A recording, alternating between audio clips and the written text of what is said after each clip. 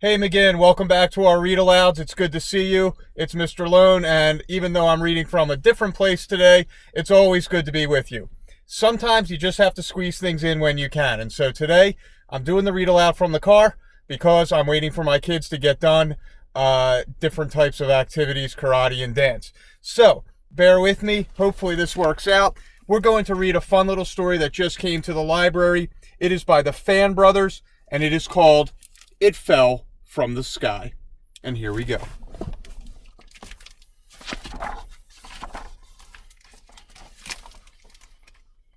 It fell from the sky on a Thursday.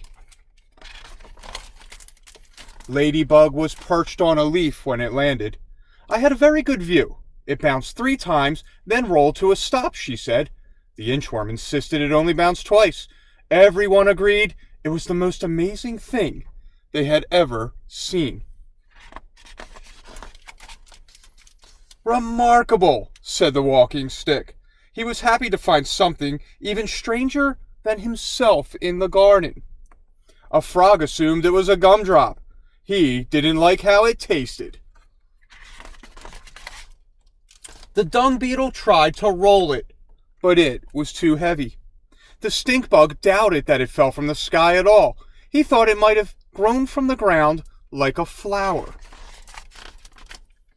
Finally, the wise grasshopper was consulted. It is not of earthly origins, he concluded. Most likely a fallen star, a comet, or perhaps even a small planet. The Luna moth knew it was not a comet or a star or a planet. It was a magical chrysalis that needed to be kept warm. She waited all through the night, but the chrysalis never hatched. In the morning, there was another surprise. I think we can all agree that whatever it is, it most certainly belongs to me, said the crafty spider. After all, it fell right into my web. Nobody remembered the web being there the day before, but, in fairness, nobody remembered it not being there either. Spider gathered everyone around so they could hear his plan. He would build a grand exhibit to properly show off the wonder from the sky. Construction took many weeks, but when Wonderville finally opened, everyone agreed it had been worth the effort. Even when the spider explained tickets would cost 1 leaf apiece, it seemed like a fair enough price. Visitors came from far and wide. Wonderville was even more wondrous at night, thanks to the fireflies hired to light up the display. The lines were long, so the spider smartly raised the ticket price. Only a few insects grumbled. But as the lines grew longer, and the price grew higher, the grumbles grew louder. The spider just hurried customers through his exhibit. What was there to grumble about? He was giving them a rare glimpse of the wonder from the sky. Soon the spider was wealthy beyond imagination. But where had everyone gone? The spider assumed they must have left to spread the word about how wonderful Wonderville was. Brand new customers would arrive. But that was before the unexpected disaster. A 5-legged creature stole the wonder and took it back to the sky.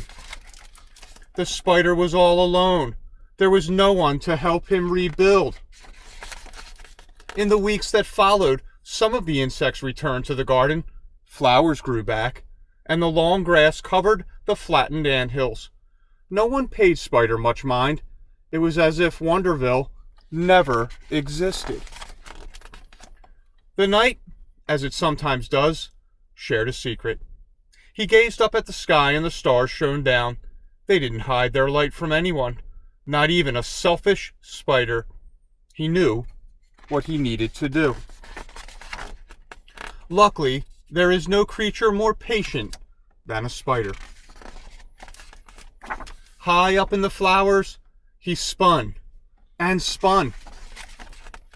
And sure enough, more wonders fell from the sky.